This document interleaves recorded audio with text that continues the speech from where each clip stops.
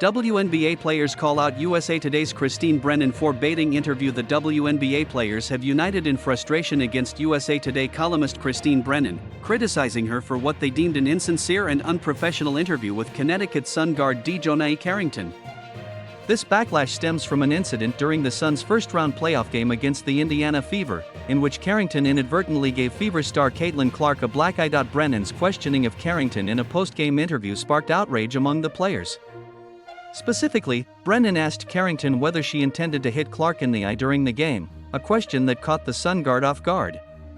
Carrington was visibly confused by the suggestion, replying, "I don't even know why I would intend to hit anybody in the eye. That doesn't even make sense to me." WNBPA's strong response following the interview, the Women's National Basketball Players Association, WNBPA, representing all 144 players in the league, issued a powerful statement criticizing Brennan's line of questioning. The statement, signed by WNBPA Executive Director Terry Carmichael Jackson, accused Brennan of being indecent and downright insincere in her approach. The WNBPA expressed that Brennan's questioning was an attempt to create a false narrative, designed to fuel harmful discourse, including racist and misogynistic vitriol. In the statement, the WNBPA emphasized that the week was meant to celebrate the hard work and accomplishments of players like Aya Wilson, Caitlin Clark, DeJounte Carrington, and Nafisa Collier. They stated that Brennan's actions were a distraction from these achievements, and they vowed to stand up for their players in situations like this.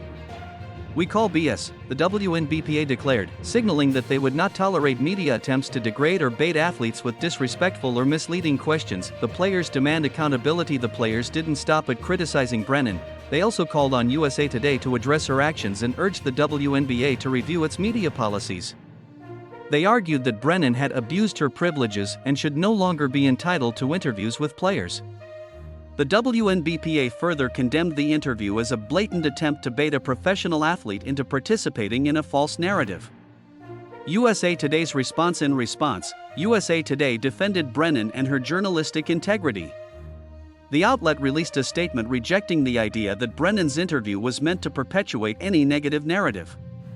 USA Today stood by its mission to report in an unbiased manner and noted that Brennan is well known as an advocate for women in sports.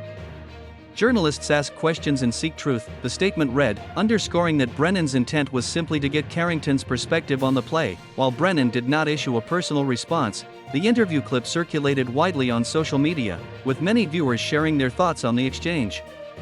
Some sided with the players, agreeing that Brennan's question was inappropriate, while others defended Brennan's right to ask difficult questions as part of her job as a journalist. A growing tension. This incident highlights the growing tension between players and members of the media, especially as the WNBA continues to gain more visibility. While athletes and journalists both play critical roles in the growth of the league, incidents like this underscore the need for mutual respect and understanding between both sides.